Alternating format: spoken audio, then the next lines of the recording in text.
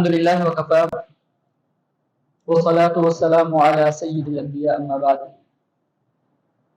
فاعوذ باللہ السمیع العلیم من الشیطان الرجیم بسم اللہ الرحمن الرحیم۔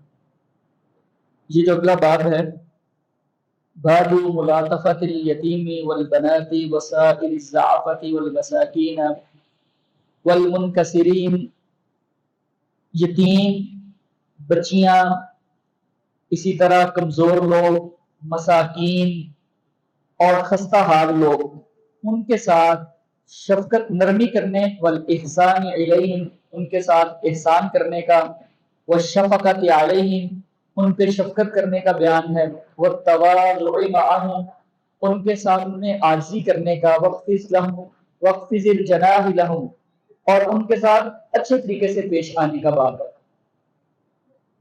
یعنی تمام وہ لوگ جو معاشرے کے اندر کمزور ہیں ان کے ساتھ نرمی کا معاملہ کرنا چاہیے۔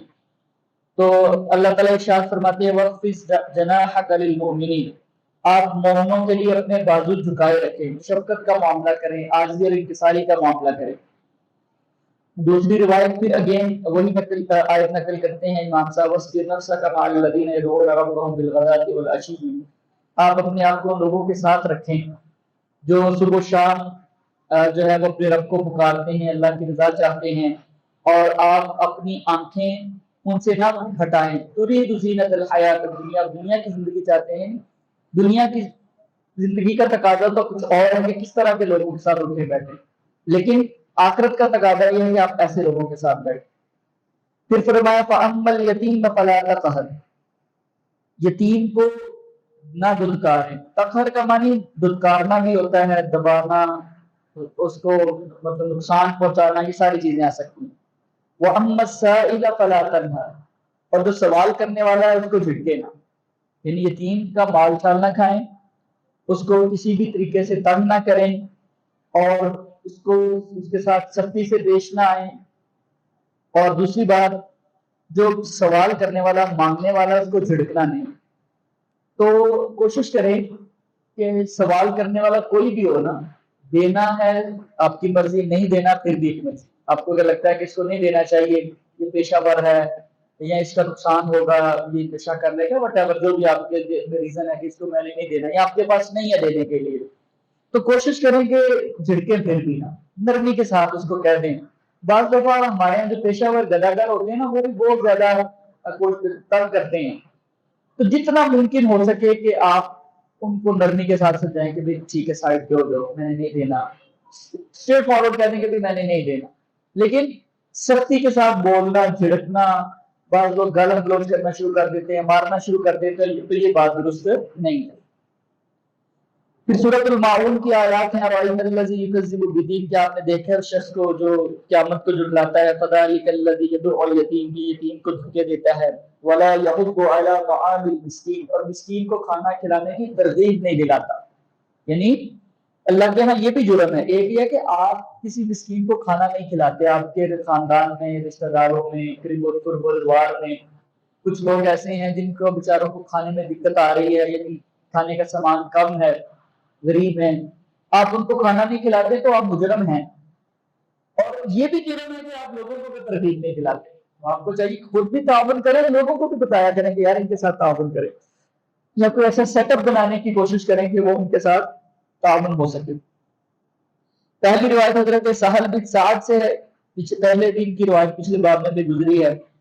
قال کہتے ہیں قال رسول اللہ صلی اللہ علیہ وسلم، اللہ کے رسول صلی اللہ علیہ وسلم نے فرمایا انا میں وکافل الیتیم، اور یتیم کی کفالت کرنے والا، فی الجنت ہاکذا، جنت میں اس طرح ہوں گے، واشارہ، اور پھر آپ نے اشارہ کیا بالسبابۃ والوسطی، یہ جو شہادت کی انگلی اس کو سبابہ کہتے ہیں، والوسطی یہ درمیان والی انگلی، تو یہ دو انگلیوں کا آپ نے اشارہ کیا، وفرج بینہما، اور ان کے درمیان تھوڑا سا کشادگی کی، فاصلہ کیا، کہ جس طرح یہ دو انگلیاں کٹھی ہیں نا، ساتھ ساتھ ملی ہوئی ہیں، بہت دور نہیں ہے ایک دوسرے سے، اسی طرح یتیم کی کفالت کرنے والے کو جنت میں میرا قرب حاصل ہوگا، یعنی قریب ہوگا پیغمبر علیہ السلام کے۔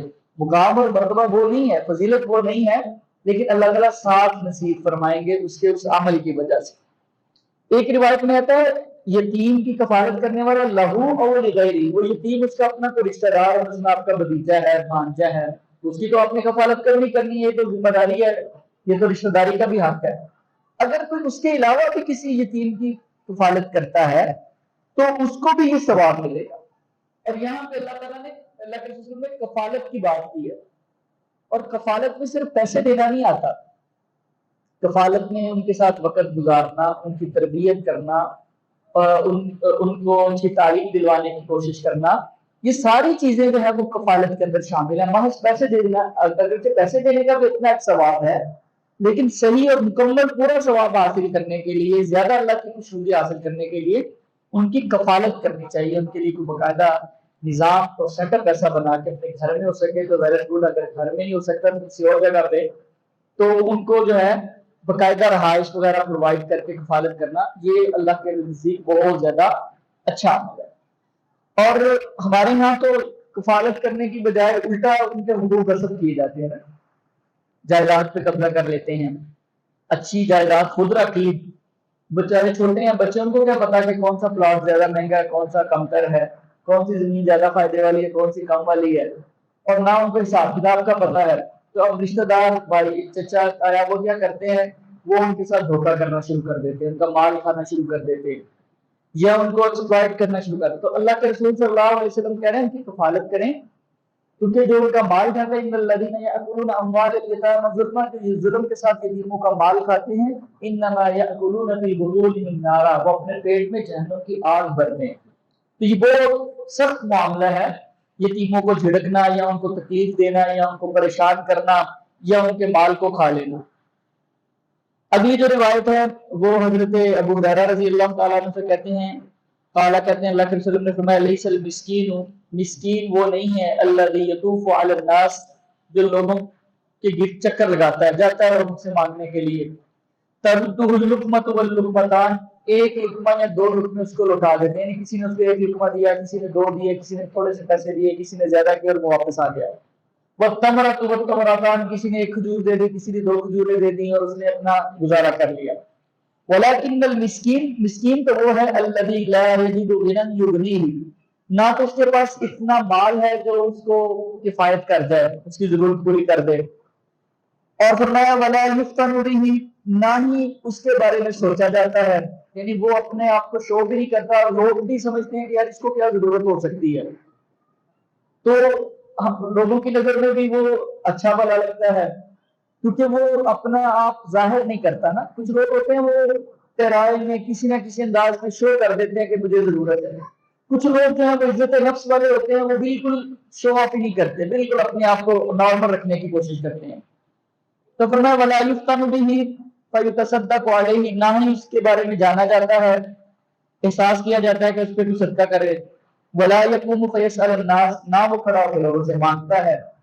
تو یہ ہے اصل مسکین، یہ ہے اصل میں ضرورت مند۔ تو ہمیں بعض لوگ سوال کرتے ہیں کہ ہمیں پتہ کیسے چلے گا؟ تو جو قریبی لوگ ہوتے ہیں ان کو پتہ چل ہی جاتا ہے، انسان کسی نہ کسی سے تو اپنے دل کی بات شیئر کرتا ہی ہے نا۔ ویسے بھی آپ کے جو دوست ہیں، آپ ان سے 10 دفعہ پوچھتے ہیں کہ یار کیسے ہو آج کل، وہ کہے گا اچھا ہے، لیکن آپ کو پتہ چل جائے گا کہ نہیں اس کو کوئی پرابلم ہے۔ رشتے دار ہوتے ہیں، ان کے حالات کو انسان کو پتہ ہی ہوتا ہے نا، ہمسایوں کے بارے میں انسان کو علم ہونا چاہیے۔ تو یہ ہماری ذمہ داری ہے کہ ہم تھوڑا سا فیس بک سے وقت نکال کے، ٹویٹر سے وقت نکال کے، اپنے کھیل تماشوں سے، اپنی دنیا کی جھنجھٹوں سے وقت نکال کے تھوڑا سا وقت سوچیں کہ ہمارے جاننے والوں میں، قرب و جوار میں کوئی ایسا بندہ تو نہیں ہے جو بیچارہ ضرورت مند ہے، مانگتا بھی نہیں ہے اور ہماری توجہ بھی اس کی طرف نہیں ہے۔ تو ایسے لوگوں کو دینا جو ہے یہ بہت بڑا خیر کا کام ہے۔ اگلی روایت بھی انہی سے ہے، حضرت ابو ہریرہ رضی اللہ تعالیٰ سے نبی صلی اللہ علیہ وسلم سے روایت کرتے ہیں، آپ نے فرمایا الساعی علی الارملۃ والمسکین کالمجاہد فی سبیل اللہ، جو بندہ بیوہ اور مسکین کے لیے کوشش کرتا ہے، الساعی کوشش کرنے والا، دوڑ دھوپ کرنے والا، وہ اللہ کے راستے میں جہاد کرنے والے کی طرح ہے۔ وَأَحْسَبُ، اور کہتے ہیں مجھے یہ بھی گمان ہے کہ آپ نے فرمایا وَكَالْقَائِمِ الَّذِي لَا يَفْطُرُ، کہ وہ اس قیام کرنے والے کی طرح جو تھکتا نہیں ہے، ساری رات ہی قیام کرتا ہے، جتنا اس کو ثواب ملے گا اتنا اس کو بھی ثواب ملتا ہے۔ وَكَالصَّائِمِ الَّذِي لَا يُفْطِرُ، وہ اس روزے دار کی طرح ہے جو روزہ دار نفلی روزے رکھتا ہے سارا رکھتا ہی رہتا ہے. یعنی ایک مثال دے کے سمجھایا کہ ایک بندہ سب سے روزے رکھتا رہتا ہے اور ساری رات قیام کرتا ہے, اللہ کے راستے میں جہاد کرتا ہے, اس طرح فضیلت ہے اس بندے کی جو بیواؤں کے لیے کوشش کرتا ہے اور مسکینوں کو ڈھونڈتا ہے, ان کے لیے تگدو کرتا ہے, لوگوں کو جا کے کہتا ہے. اور یہ کوئی آسان کام نہیں ہے, پیسے دے دینا آسان کام ہے, لیکن لوگوں کو کہنا کہ لوگوں کو یہ کہنا کہ اس کی ہیلپ کرو یا فلاں بندہ ہے, کیونکہ بندے کو 100 دل میں باتیں آتی ہیں کہ یار میں کسی کو کہوں گا تو وہ بندہ نہیں سوچے گا کہ یہ پتہ نہیں کیوں مانگ رہا ہے, یہ اپنے پاس نہ رکھ لے. اور لوگ ایسی باتیں سوچتے بھی ہیں, لوگ باتیں بھی کرتے ہیں. تو یہ بہت مشکل کام ہے کہ آپ ان کے لیے کوئی ایسا سلسلہ کار پیدا کرنے کی کوشش کرتے ہیں. اور صرف پیسوں کی بات نہیں ہوتا, کوشش کسی بھی صورت میں ان کے لیے آپ آسانی پیدا کرنے کی کوشش کرتے ہیں کہ ان کا گھر کا کام ہے. ابھی ہمارے ادھر سی بی آر میں مجھے ایک دفعہ پتا چلا ایک خاتون ہے, مطلب بیوہ ہے, تو ان کے گھر کا تو کام ہونے والا تھا. اچھا وہ کسی کو اپنے گھر میں کسی کارپینٹر وغیرہ کو صرف اس لیے نہیں بلا پا رہے تھے کہ بچے ہیں گھر میں, بچیاں کے لیے ہیں, تو ہم کسی کو بلائیں گے وہ بندہ پتہ نہیں کیسا ہوگا. تو مطلب یہ ہے کہ بعض دفعہ ایسے معاملات بھی ہوتے ہیں نا کہ ان کو پیسوں سے زیادہ اس بات کی ضرورت ہے کہ کوئی بااعتماد عزت دار شخص جو ہے وہ ان کے معاملات کو سارٹ آؤٹ کرنے کی کوشش کریں, ان کے معاملات کو حل کرنے کی کوشش کریں.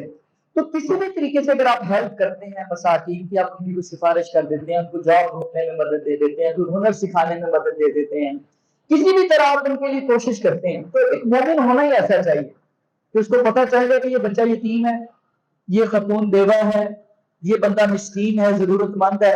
اس کو ایک طرف پیدا ہوگا دل کے اندر, اس کو سکون آئے جب تک وہ ان کا مسئلہ حل نہ کرے. تو اتنی طلب اور تڑپ ہمارے اندر جب آ جائے گی تو فرمایا کہ تمہیں مجاہدوں کے مطابق ثواب ملے گا. ساری ساری رات قیام کرنے والے, سارے سارے دن روزہ رکھنے والوں کے برابر اللہ تعالیٰ جو ہے تمہیں اجر نصیب فرمائیں گے. تو ہم سب کو کوشش کرنی چاہیے کہ ہمارے ارد گرد وہ نظر رکھیں. ہمارا ایک بڑا مسئلہ یہ بھی ہے کہ خاص طور پہ جو بڑی سوسائٹیز میں رہنے والے, جیسے آپ سی بی آر میں رہتے ہیں نا, تو ہم لوگ یہ سمجھتے ہیں کہ سی بی آر میں جو بندہ رہ رہا ہے وہ کیسے مسکین ہو سکتا ہے. لیکن میں چونکہ یہاں پہ مطلب امام بھی ہوں, خطیب بھی ہوں, کسی حوالے سے سوشل ورک بھی کرتے رہتے ہیں, ایسی ایسی سٹوریاں پتہ چلتی ہیں ہمیں اس علاقے کی کہ انسان کو اتنی تکلیف ہوتی ہے سن کے. ایسی خواتین کے بارے میں پتہ چلا کہ جو اپنے بچوں کو اسکول نہیں داخل کروا پا رہی, فوت ہو گیا ہے, بچیاں یتیم ہیں, اسکول نہیں داخل کروا پا رہی. تو ایسے ایسے حالات بھی لوگوں کے ہوتے ہیں. بعض دفعہ ہمیں لگتا ہے کہ ان کے تو اچھا بڑا خاندان ہے, ساتھ سپورٹ کرنے والا, ہیلپ کرنے والا, ان کو کیا ضرورت ہو سکتی ہے, لیکن ہر بندہ اپنے حال میں وزن ہوتا ہے. تو کہنے کا مطلب یہ ہے کہ یہ نظر رکھنا اور احساس کرنا اور اس بات کی فکر ہونا یہ ہمارے ایمان کا حصہ ہے, اور ہمیں سے ہر ایک کو کرنا چاہیے. اگلی روایت جو ہے وہ حضرت ابو ہریرہ رضی اللہ تعالیٰ عنہ سے کہتے ہیں کہ شر الطعام طعام الولیمۃ. نبی صلی اللہ علیہ وسلم سے روایت کرتے ہیں کہ برا ترین بدترین کھانا وہ ولیمے کا کھانا ہے. کون سا ولیمہ؟ یمنعها من یاتیہ, جو کھانے کے لیے آتا ہے اس کو روکا جاتا ہے, ویدعا الیہ من یاباہ, جو آتا نہیں ہے اس کو بلا بلا کے لاتے ہیں کہ آپ ہمارے شادی پہ آئیں. ومن لم یجب دعوتا, اور جو دعوت قبول نہ کرے فقد عصى اللہ ورسولہ, اس نے اللہ اور اس کے رسول کی نافرمانی. یعنی فرمایا کہ ایسی صورتحال جیسے آج کل ہم کرتے ہیں نا, شادی ہو تو ہماری کوشش ہوتی ہے کہ بڑے اونچے اونچے لوگ آئیں, بڑی بڑی گاڑیوں والے آئیں, فلاں پی ایم ایل اے آئے گا تو لوگوں کو پتا چلے گا اچھا یہ بھی ان کا واقف ہے, فلاں آفیسر آئے گا, فلاں بڑا آئے گا علاقے کا چودھری, کو یہ ہماری طرح واہ واہ ہو جائے گا. تو جو لوگ آتے نہیں ان کے ترلے کر کے منتیں کر کے ان کو سر تھوڑا سا ٹائم دے دیں, آ جائیے گھر, تھوڑا سا وقت نکال لیجیے گا, ہم کھانے کا ٹائم آگے کر لیں گے. یعنی ان کو تو پکڑ پکڑ کے لاتے ہیں, اور جو بیچارے ضرورت مند ہیں جن کو کھانے کی حاجت ہے ان کو روک دیں کہ تم نے نہیں آنا. یہ ہمارا مسئلہ بنتا چلا جائے. غریب رشتہ داروں کو شادی پہ بلانے کے لیے کوئی تیار نہیں ہوتا کہ یار یہ آئیں گے تو لوگ کیا کہیں گے, یار ان کے رشتہ دار ایسے, اس سے ہمارے اسٹیٹس پہ فرق آئے گا, لوگ کیا سوچیں گے ہمارے بارے میں, تو ہمارے بارے میں ہمارا امیج خراب ہو جائے گا معاشرے کے اندر. یہ گاؤں سے آئیں گے تو یہ اس طرح کی کوئی بات کر دیں گے, ان کا کھانے کا سٹائل وہ ہوگا تو لوگ کہیں گے لوگ آپ کے جاننے والے, آپ کے رشتہ دار اس طرح کے. تو اس ڈر سے, اس خوف سے ہم جو ضرورت مند ہیں, غریب رشتہ دار ہیں, ان کو چھوڑ دیتے ہیں اور ان کو بلانے کی کوشش کرتے ہیں جو آنا ہی پسند نہیں کرتے ہماری شادی میں. تو اس لیے آپ نے فرمایا کہ یہ برا ترین کھانا ہے. اس لیے کوشش کرنی چاہیے کہ کھانا بے شک سادہ ہو ولیمے کا، اس میں آپ رشتہ داروں کو بھی بلائیں، بڑوں کو بھی بلا لیں، لیکن وہ ربا اور مساکین کا بھی اس میں ضرور حصہ رکھیں تاکہ وہ بھی آپ کے کھانے کے اندر شامل ہوں اور اس میں جو ہے وہ برکت ہو. ایک بات البتہ یہاں پہ ضرور ہے، وہی بات پروفیشنل والی. آپ نے دیکھا ہوگا کہ اکثر جگہوں پہ نا کھانے کی کوئی چیز ہو تو کچھ لوگ ہوتے ہیں وہ پورے جتھے بنا کے آ جاتے ہیں، تو یہ بعض دفعہ ڈسٹربنس کا باعث بھی بنتا ہے. اگر آپ کے لیے پاسبل ہو تو سب سے بہتر حال تو یہ کہ ان کے لیے بھی کچھ نہ کچھ تیار کیا ہو. 10 20 30 40 50 آ جائیں گے، باقی بھی تو 500 1000 کا انتظام کیا ہوا ہے نا. کچھ 40 50 چھوٹے چھوٹے پیک سادہ کھانے کے ان کو دے دیں گے، ٹھیک ہے جی آپ چلے جائیں، بجائے اس کے کہ ہم ان کو. لیکن اگر آپ کو لگتا ہو کہ یہ ڈسٹربنس ہوگی اور یہ ایک عادت بنی ہوئی ہے یا یعنی اس طرح ان کو ہیلپ کرنا ان کو مزید خراب کرے گا، تو ایسی صورتحال میں اگر ان کو روک دیا جائے تو بہرحال انشاءاللہ اس میں کوئی قباحت نہیں ہوگی. It's upon the situation. آپ نے سچویشن کو دیکھنا ہے اور اس کے مطابق کوئی ڈیسیژن لینا ہے. لیکن کوشش کریں کہ ہماری دعوتوں کے اندر صرف اور صرف امیر لوگ نہ ہیں، غربا بھی شامل ہو. اگلا حصہ جو اس حدیث کا وہ یہ ہے کہ جو دعوت قبول نہیں کرتا، تو بعض علماء نے کہا کہ یہ جنرل جملہ ہے، بعض نے کہا کہ چونکہ ولیمے کے ساتھ تذکر آیا ہے تو آپ نے فرمایا اللہ اور اس کے رسول کی نافرمانی کرتا ہے، اس لیے اگر ولیمے کی دعوت ہے تو اس کو ضرور قبول کرنا چاہیے. تو معقول عذر ہو تو ایک الگ بات ہے، بعض دفعہ شرعی عذر بھی ہو سکتا ہے. آپ کہتے ہیں کہ جی وہاں پہ آپ نے میوزک لگانا ہے، آپ نے وہاں پہ غیر شرعی کام کرنے تو میں اس لیے نہیں آتا، وہ ایک معقول شرعی عذر ہے. بعض دفعہ انسان کی مجبوری کوئی ایسی بن جاتی ہے، لیکن اگر ٹائم ہو تو پھر انسان کو کوشش کرنی چاہیے کہ ولیمے کی دعوت کو نہ ٹھکرائے. بلکہ حدیث میں آتا ہے کہ اگر آپ نے نفلی روزہ رکھا تو پھر بھی چلے جائے، نہ بھی کھانا کھائیں، دعا کر کے آ جائے، اتنا بھی کافی ہے. لیکن ان حدیثوں پہ عمل کرنے کے لیے نا ہمیں تکلفات چھوڑنے ہوں. ٹھیک ہے، اب جانے والے سوچتے ہیں کہ لے کے کچھ جائیں گے تو پھر ہی جانا بنتا ہے. اچھا جو بلا رہے ہوتے ہیں وہ بھی اس دن سے بلا رہے ہوتے ہیں کہ ہم اتنی سلامی دے کے آئے تھے، ہم نے اتنے پیسے دیے تھے تو یہ بھی دے کے جائیں گے. تو اس طرح کے تکلفات جب ہوں گے تو پھر ان حدیثوں پہ عمل نہیں ہو پائے گا. آپ بے غرض ہو کے کسی کو بلاتے ہیں اور اگلے بندے کو بھی کسی قسم کی جھجک نہ ہو آپ کے رویے سے، آپ کے ایٹیچیوڈ سے، آپ کے انداز سے. آپ وہاں پہ ماحول ہی ایسا کریٹ کیا ہوا اور بندہ بیٹھا ہوا ہے دروازے پہ پیسے وصول کرنے کے لیے. اب جس بیچارے نے نہیں دینے وہ تو بیچارہ شرمندہ ہو کے نکلے گا نا، تو وہ تو پھر ایسے اگر وہ نہیں دے سکتا تو وہ نہیں جائے گا پھر. تو یعنی ہم جتنا تکلفات کو چھوڑیں گے، کم کریں گے، تب ہی ان احادیث پہ عمل پیرا ہونے کا امکان زیادہ ہے. حضرت انس رضی اللہ تعالیٰ عنہ سے روایت ہے، وہ نبی صلی اللہ علیہ وسلم سے روایت کرتے ہیں، آپ نے فرمایا من عال جاریتین، جس نے 2 بیٹیوں کی پرورش کی، 2 بچیوں کی پرورش کی، حتی تبلغ، یہاں تک کہ وہ بالغ ہو گئی، جاء یوم القیامت انا وهو کہاتین وضم اصابعہ، آپ نے اپنی انگلیوں کو اکٹھا کر کے بتایا کہ جس طرح یہ انگلیاں کٹھی ہیں نا، اس طرح قیامت والے دن اللہ اس کو میرا ساتھ نصیب فرمائیں گے. یعنی ایک طرف پہلے یتیموں کی پرورش، یہاں کہ آپ اپنی بیٹیوں کے ساتھ بھی اگر اچھا سلوک کرتے ہیں. ایک روایت میں آتا ہے کن لہم سترا من النار، بیٹیاں جہنم سے بچانے کا ذریعہ. جو اپنی بیٹیوں کے ساتھ اچھا سلوک کرتا ہے، ان کی اچھی تربیت کرتا ہے، اچھی جگہ پہ ان کی شادی کرتا ہے، فرمایا وہ اس کے لیے جہنم سے آڑ بن جائیں گی، جہنم سے بچانے کا ذریعہ بن جائیں گی. بعض روایات میں بہنوں کا تذکرہ بھی آتا ہے. کسی نے پوچھا کہ تو بہنیں، آپ نے فرمایا ہاں بہنوں کی اچھی پرورش کرنے والا وہ بھی جنت میں چلا جائے. تو یہاں پہ فضیلت بیان کی جا رہی ہے کہ بیٹیوں کے ساتھ حسن سلوک کرنا، ان کا خصوصی خیال کرنا. ہمارے ہاں تو بیٹی ہو نا تو لوگ باقاعدہ افسوس کرنے کے لیے آتے ہیں، دلاسا دیتے ہیں کہ جیسے اللہ معاف کرے کوئی بہت بڑا نقصان ہو گیا. آپ دیکھیں لوگ بیٹوں کی پیدائش پہ بڑی خوشیاں مناتے ہیں، مٹھائیاں بانٹتے ہیں، لیکن بہت کم لوگوں کو آپ نے دیکھا ہوگا کہ وہ بیٹی کی پیدائش پہ بھی مٹھائی بانٹتے ہیں. حالانکہ ہے تو دونوں اللہ کی رحمت نا، اللہ کی نعمت ہے نا، اللہ نے اولاد دی ہے. لیکن ایسی جہالت ہے ہمارے اندر، ایسا تعصب ہے ہمارے اندر کہ ہم ان کو اپنے اوپر بوجھ سمجھنا شروع کر دیتے ہیں. رزق کے معاملات تو اللہ کے ذمہ ہے نا، کیا پتا آپ کا رزق لکھا ہی ان کی وجہ سے گیا ہو.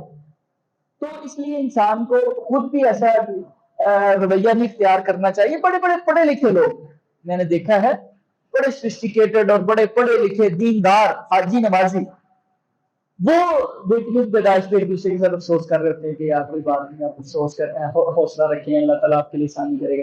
جیسے پتہ ہی تو قیامت ٹوٹ پڑی ہے. اللہ کے رسول صلی اللہ علیہ وسلم فرما رہے ہیں کہ یہ تو تمہارے لیے جنت میں جانے کا ذریعہ ہے. تم پریشان ہوتے ہو رزق کی وجہ سے. ٹھیک ہے دنیا کے معاملات میں انسان کو گزار لگتا ہے کہ بیٹے کما کے لائیں گے, بیٹیاں نہیں کمائیں گی تو بوجھ لگے گا, شادی پہ خرچ کرنا پڑے گا, بیٹیوں کے دکھ ویسے بڑے زیادہ ہوتے ہیں. تو لیکن یہ ان کے ساتھ حسن سلوک کرنا, ان کو بیٹوں کے ساتھ بالکل برابر کے حقوق دینا, یہ انسان کے لیے جنت میں جانے کا ذریعہ ہوگا. اگلی روایت میں حضرت عائشہ رضی اللہ تعالیٰ عنہ فرماتی ہیں کہ اللہ کے رسول صلی اللہ علیہ وسلم نے فرمایا من ابتلی من هذه البنات بشيء, جو بیٹیوں کی وجہ سے آزمایا گیا, بہت ساری آزمائشیں آتی ہیں, بہت ساری انسان کو پریشانی آتی ہیں. فاحسن الیہن, اس نے ان کے ساتھ اچھا سلوک کیا. کن لہ سترا من النار, وہ اس کے لیے جہنم سے آڑ بن جائیں. اور یہ جو بیٹیوں کے ساتھ حسن سلوک ہے نا, یہ بہنوں کے ساتھ حسن سلوک ہے, یہ صرف شادی سے پہلے نہیں ہوتا. آپ کو پتا ہے کہ بہت ساری بچیاں اپنے سسرال میں اپنے خاوند کا ظلم و ستم یا بہت سارے برے حالات اس لیے سہ رہی ہوتی ہیں کہ واپس جائیں گی تو بھائی پتہ نہیں کیا سوچیں گے, تو وہ ہمیں جگہ دینے کو تیار ہوں گے کہ نہیں ہوں گے, والدین پہ بوجھ بن جائیں گی. تو بھائی بیٹیاں یا بہنیں جو ہیں وہ شادی کے بعد بھی اسی طرح آپ کی ذمہ داری ہے. ان کو آپ سمجھائیں, ان کو اتنا اعتماد دے کے بھیجیں کہ بیٹا آپ نے اپنے گھر کو سنبھالنا ہے, آپ نے اپنے گھر کو بچانے کی کوشش کرنی ہے. لیکن اگر کبھی آپ کو یہ لگے کہ نہیں اب یہ گزارے والی بات نہیں ہے, آپ کا دین خطرے میں ہے, آپ کی عزت خطرے میں ہے, آپ کی جان خطرے میں ہے, تو آپ کے لیے ہمارے دروازے ہمیشہ کھلے ہیں. جس طرح ہم اپنے گھر کا خرچ چلاتے ہیں, آپ کا خرچ بھی ہمارے ذمہ ہوگا. تو یہ ذمہ داری دینا بچوں کو, اپنی بیٹیوں کو, اپنی بہنوں کو, یہ کانفیڈنس دینا, یہ ہماری ذمہ داری ہے, اور انشاءاللہ یہ چیز ہمیں جہنم سے بچانے کا ذریعہ بنے گی. اگلی جو روایت ہے حضرت عائشہ رضی اللہ تعالیٰ عنہ سے کہتی ہیں کہ جاءتنی مسکینۃ, میرے پاس میں ایک غریب عورت آئی, تحمل ابنتین لہا, اس کی دو چھوٹی چھوٹی بچیاں تھیں اس کے ساتھ, فاطعمتھا ثلاثۃ تمرات, میں نے اس کو نا 3 کھجوریں دے دی. فآتت کل واحدۃ منہما تمرۃ, اس نے دونوں کو ایک ایک کھجور دے دی. ورفعت الی فیہا تمرۃ, اور اس نے اپنے منہ میں ڈالنے کے لیے ایک کھجور اٹھائی, لتاکلہ, تاکہ اس کو کھا لے. فاستطعمتھا, جو بیٹیاں تھی نا ان کو بھوک زیادہ لگی تھی. ابنتا, ان دونوں نے کہا کہ یہ جو ہمیں دے دو, انہوں نے ماں سے وہ بھی مانگی. فشکت التمرۃ التي كانت تريد ان تاكلها بينهما, اس جو وہ کھجور خود کھانا چاہ رہی تھی نا, اس نے اس کے بھی 2 ٹکڑے کیے, آدھا اس کو دے دیا, آدھا اس کو دے دیا, خود نے کچھ بھی کھایا. فاعجبني شأنه, حضرت عائشہ فرماتی ہیں مجھے بڑا تعجب ہوا کہ کیسی ماں ہے, کتنا اس کا حوصلہ ہے, خود بھی بھوک لگی ہوئی ہے لیکن بیٹیوں کا کتنا خیال کیا ہے کہ اپنا کھانا بھی ان کو دے دیا. اور اب مائیں ایسے ہی کرتی ہیں, آپ نے دیکھا ہوگا گھروں کے اندر اکثر کچھ چیز ہو تو مائیں کہتے ہیں ہمارا تو دل ہی نہیں کرتا, یہ چیز تو مجھے ویسے اچھی نہیں لگتی ہے تو میں نے کھانی ہی نہیں ہے. پرپس کیا ہوتا ہے کہ بیٹے کھا لیں, بچے کھا لیں, ان کے پیٹ میں کوئی چیز چلی جائے. تو یہ ایثار اور قربانی اللہ نے ماؤں کے مقدر میں لکھی ہوتی ہے. کہتی ہے فذکرت الذی صنعت لرسول اللہ, میں نے نا اس کا یہ سارا تذکرہ اللہ کے رسول سے کیا, بتایا کہ اللہ کے رسول ایسا واقعہ ہوا. فقال, آپ نے فرمایا ان اللہ قد اوجب لها بها الجنہ, اللہ نے اس کے اس عمل کی وجہ سے اس پہ جنت واجب کر دی. یعنی اپنے بچوں کے ساتھ, خاص طور پہ بیٹیوں کے ساتھ اچھا سلوک کرنے کا اللہ نے اس کو صلہ یہ دیا کہ اس پہ جنت کو واجب کر دیا. او اعتقها بها من النار, یا آپ نے یہ الفاظ بولے کہ اللہ نے اس کو جہنم سے آزاد کر دیا. کتنی فضیلت والی بات ہے کہ انسان بچیوں کے ساتھ حسن سلوک کرنے والا ہو. اور آخری جو روایت ہے اس باب کی, یہ حضرت ابو درداء رضی اللہ تعالیٰ عنہ سے ہے. ان کا نام تھا اویمر اور ان کی کنیت تھی ابو درداء. کہتے ہیں سمعت رسول اللہ صلی اللہ علیہ وسلم, میں نے اللہ کے رسول صلی اللہ علیہ وسلم سے سنا, یقول, آپ فرما رہے تھے, ابغونی الضعفاء, مجھے تم کمزوروں میں تلاش کرو. فإنما تنصرون وترزقون بضعفائكم, تمہاری مدد کی جاتی ہے اور تمہیں رزق دیا جاتا ہے تمہارے کمزوروں کی وجہ سے. یعنی یہ انڈیویجول لیول پہ بھی ہے اور جو ہے وہ میسیو لیول پہ بھی ہے. اگر کسی گھر میں ایک بچہ کم کمانے والا ہے نا, آپ کے بہن بھائیوں میں سے بیچارہ کمزور ہے, تو اب آپ یہ سمجھنا شروع کر دیں کہ یہ تو ہم پہ بوجھ بن گیا. ہاں, اس کو سمجھائیں, اس کو سارا موٹیویٹ کریں. تو آپ کو یہ سوچنا چاہیے, ہو سکتا ہے اللہ نے جو آپ کو رزق دیا ہے وہ اس کمزور کی وجہ سے دیا ہے. آپ کی جو مدد ہو رہی ہے کاروبار کے اندر, دیگر معاملات کے اندر, اس کی وجہ سے ہو رہی ہے. اور یہ نیشنل لیول پہ بھی ہمیں ذہن میں رکھنا چاہیے کہ بعض لوگ یہ سمجھتے ہیں کہ اکانومی پہ بوجھ ہوتے ہیں یہ لوگ، حالانکہ یہ لوگ اکثر ایسا ہوتا ہے کہ زیادہ اللہ کے ساتھ تعلق والے تو اللہ ان کی دعائیں زیادہ قبول کرتا ہے، بلکہ ایک روایت میں اس بات کی وضاحت بھی ہے کہ اللہ ان کی دعاؤں کی وجہ سے، ان کی نمازوں کی وجہ سے، ان کی نیکیوں کی وجہ سے تمہیں زیادہ رزق عطا کرتے ہیں، تمہارے ملک پہ رحمتیں آتی ہیں۔ تو یعنی اللہ کے رسول صلی اللہ علیہ وسلم یہاں پہ بھی ہمیں یہ نصیحت فرما رہے ہیں کہ آپ نے فرمایا مجھے کمزوروں میں تلاش کرو، یعنی میری خوشنودی اور میری رضا کمزور لوگوں کو خوش کر کے آپ تلاش کرو۔ یہاں اس کا مطلب یہ بھی ہے کہ میں ایسے لوگوں میں رہنا زیادہ پسند کرتا ہوں۔ یہاں آپ نے یہ فرمایا کہ آپ بھی ایسے لوگوں میں زیادہ رہا کریں، اور ساتھ یہ بھی فرمایا کہ تمہیں ان کی وجہ سے رزق بھی دیا جاتا ہے اور تمہاری مدد بھی کی جاتی ہے۔ اللہ تعالیٰ سے دعا ہے کہ اللہ تعالیٰ ہمیں معاشرے کے تمام ضرورت مند لوگ، تمام ایسے لوگ جو کمزور ہیں، بے سہارا ہیں، ان کا سہارا بننے کی توفیق نصیب فرمائے، اور ہمارے لیے ایسے خیر کے دروازے کھولے کہ ہم ان کے لیے آسانیاں پیدا کرنے والے بن جائیں۔ اللہ تعالیٰ ہم سب کو عمل کی توفیق نصیب فرمائے۔ ہمارے لیے